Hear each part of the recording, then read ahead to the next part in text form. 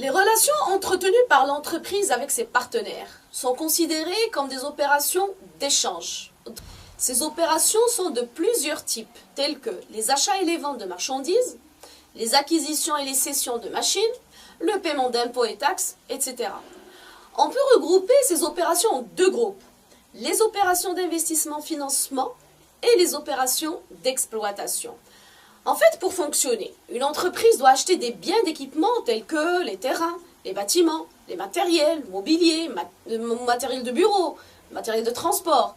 Ces biens sont appelés immobilisations car, comme on l'a déjà vu, ils sont destinés à rester dans l'entreprise pendant une période relativement longue.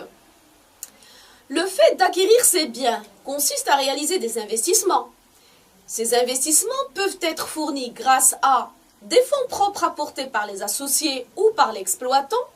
On appelle cette source de financement capital, des dettes envers des organismes financiers ou banques.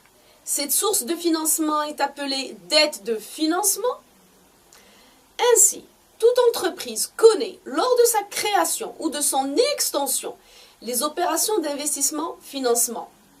Notons que dans les PME, les opérations d'investissement-financement, du fait de leur coût élevé, ont lieu tous les 5-6 ans, contrairement aux grandes entreprises où c'est beaucoup plus fréquent. Les opérations d'exploitation, quant à elles, concernent des opérations régulières et répétitives, comme les achats de marchandises, le paiement du loyer, le règlement des salaires, les ventes de marchandises, etc. Ces opérations font partie de ce qu'on appelle le cycle d'exploitation, dont les principales étapes peuvent être schématisées comme suit. Tout d'abord, l'entreprise s'approvisionne en marchandises ou matières auprès des fournisseurs, qui normalement lui accordent un délai de paiement. On parle alors de dette fournisseur. Ces matières ou marchandises sont ensuite stockées en attendant la production ou la revente. En vendant ces produits, l'entreprise accorde à son tour un délai de règlement à ses clients, idéalement plus court que celui obtenu des fournisseurs. On parle de créance client. Enfin, le règlement des clients permet à l'entreprise de constituer des disponibilités, des liquidités ou encore de la trésorerie devant lui servir normalement à payer ses fournisseurs. Je voudrais préciser que le cycle d'exploitation d'une entreprise est différent selon qu'il s'agisse d'une entreprise commerciale ou d'une entreprise industrielle. Dans une entreprise commerciale, les marchandises sont achetées, stockées et revendues sans transformation.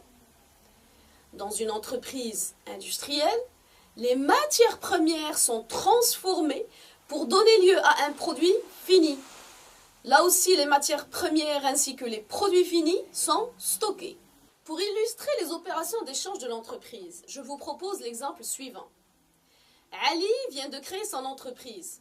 Pour ce faire, il a acquis un local pour 200 000 dirhams, divers matériels pour 60 000 dirhams, un camion pour 85 000 dirhams et du mobilier de bureau pour 23 000 dirhams. Ces éléments ont pu être acquis grâce à ses fonds propres d'un montant de 250 000 dirhams et un emprunt à long terme contracté auprès de la BMCE pour 118 000 dirhams.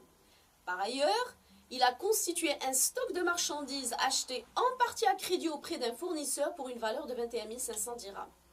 Je vous demande de classer les opérations d'investissement-financement et d'exploitation de l'entreprise Ali. Pour classer les éléments de l'entreprise Ali en investissement, financement et en exploitation, je vais dresser un tableau à deux colonnes. Sur la colonne de gauche, je vais mettre ce qui a été acquis par Ali en vue de créer son entreprise, à savoir un local pour 200 000, divers matériels pour 60 000, un camion pour 85 000 et du mobilier de bureau pour 23 000. Tous ces éléments représentent les investissements de l'entreprise. La colonne de droite, quant à elle, sera consacrée aux moyens ayant permis à Ali de financer ses investissements. Il s'agit des fonds propres de Ali qui s'élèvent à 250 000 et à l'emprunt contracté auprès de sa banque pour 118 000. Ces éléments représentent les financements de l'entreprise Ali. Par ailleurs, le stock de marchandises acheté appartient à l'entreprise Ali. Il a été acheté auprès d'un fournisseur qui lui a accordé un délai de paiement. On parle alors de dette fournisseur ou fournisseur tout court. Il s'agit là d'une opération d'exploitation. On remarque que les éléments de la colonne de droite ont été employés pour financer les éléments de la colonne de gauche, ce qui a permis la création de l'entreprise Ali.